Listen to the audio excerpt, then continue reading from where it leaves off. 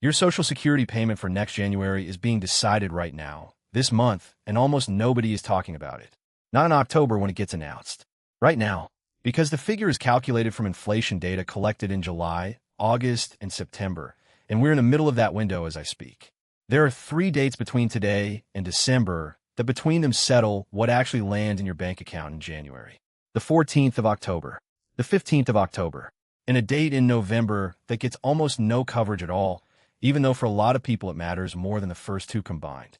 I want to be clear about what this video is. I'm not going to tell you what your increase will be, because nobody knows yet, including the people publishing confident numbers. What I'm going to do is show you what each of those 3 dates actually is, why the number you see in the headlines in October is never the number that reaches your account in January, and the one protection in the system that a lot of people assume covers them when it does not. Stay with me, because the 3rd date is the one that quietly undoes a good chunk of the first. So date 1, the 14th of October. That is the morning the Social Security Administration announces the official cost of living adjustment for 2027. It is not a decision anybody makes. It is arithmetic. They take the Consumer Price Index for urban wage earners, which is a specific inflation measure, average it across July, August, and September, and compare that to the same 3 months a year earlier. Whatever that comes to is the COLA. There is no committee, no vote, no discretion, which is why the estimates you see between now and then are not opinions about policy. There are people running the same formula on partial data and projecting the rest. And those estimates have been moving. The Senior Citizens League, who track this closely, held their projection at 3.8% in their July release.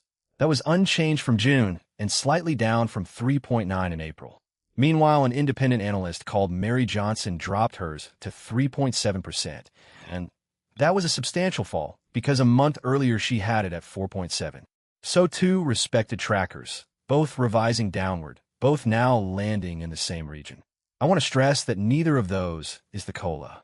They are projections. They have moved before and they may move again, and the actual figure is not known until the 14th of October. But if they are roughly right, the average retirement benefit would rise by somewhere in the region of $73 to $79 a month. Date 2 is the 15th of October, the very next day, and this one is not about money arriving. It is about a window opening. The 15th of October is when Medicare open enrollment begins, and it runs through to the 7th of December. That is the period in which you can change your Medicare coverage for next year. Switch between original Medicare and a Medicare Advantage plan. Change your Part D prescription plan. Join a plan or leave one. Outside that window, for most people, you cannot. And here is why the timing of those 2 dates being 1 day apart genuinely matters. You will learn your COLA on the 14th. The window to do anything about your costs opens on the 15th. Those 2 facts are related, and almost nobody presents them together. Which brings us to date 3, and this is the one I'm most wanted to cover, because it gets a fraction of the attention of the other 2, and for a great many people it matters more.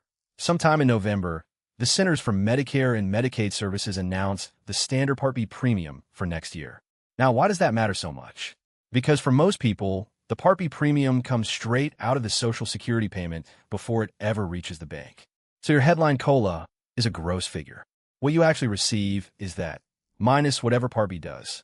And Part B has been rising faster than the COLA has. This year, the standard premium went from $185 to $202.90. That is a jump of $17.90, close to 10%, and it has been described as the second largest increase in the program's history.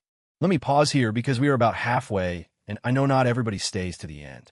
If you take one thing from this video, take this. Between the 15th of October and the 7th of December, sit down and check your current Medicare plan against what is available for next year. Not because switching is automatically right. Often it is not. But because plans change their costs and their drug coverage every single year, and the plan that suited you this year may not be the same plan next year. It costs you an hour. And if you want that hour to be genuinely useful, telephone a SHIP counselor and do it with them. Free, independent, every state has one. That is the single most valuable thing on this list. And if this is useful, subscribing is how the next one reaches you. So let us put the arithmetic together, because this is the part that surprises people every year. If the estimates are right and the COLA lands around 3.8%, The average retirement benefit rises by roughly $73 a month. Good. Now, the projections for next year's Part B premium put it at somewhere around $218.60, up from $202.90. That is a rise of about $15.70.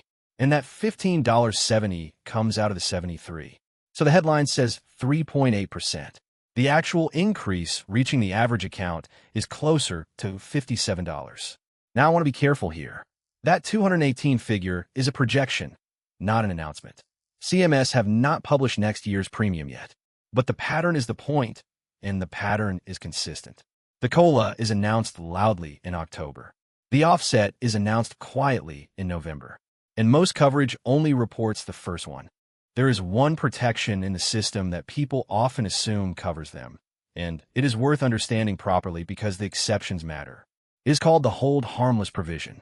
What it does is prevent your Social Security payment from actually falling below what it was the previous year, in a situation where the Part B increase would otherwise be larger than your COLA in dollar terms. So it is a floor. It stops you going backwards. Two things to know about it. The first is that it is a floor, not a guarantee of an increase. It can leave you with the same amount as last year, which after a year of inflation is a real loss in what that money buys. And the second is that it does not cover everybody. It does not apply to people newly enrolling, and it does not apply to people paying the higher income-related premiums, the ones known as IRMAA. So if you're in either of those groups, the protection people talk about is not protecting you. So what should you actually do between now and December? For things, and none of them take long. First, on the 14th of October, look up the announced figure rather than a projection. It will be everywhere that morning. Second, between the 15th of October and the 7th of December, review your Medicare coverage, ideally with a SHIP counselor. Third, in November, when the Part B premium is announced, do the subtraction yourself. Your COLA in dollars, minus the Part B rise. That is your real increase, and it is a number you can work out in 10 seconds once you have both. And fourth, in early December, Social Security posts personalized notices telling you exactly what your own payment will be. That notice is the only figure that applies to you specifically. Everything before it, including everything in this video, is general. If you have a My Social Security account online, you can see it there too. One last thought before I let you go. Every year, this cycle repeats, and every year the coverage follows the same shape. A large number in October, presented as good news. A smaller number in November, barely mentioned. And a lot of people going into January expecting one thing and receiving another. You cannot change the arithmetic, but you can know both numbers rather than one, and you can use the window in between to look at your own costs, which is the only part of this you actually control.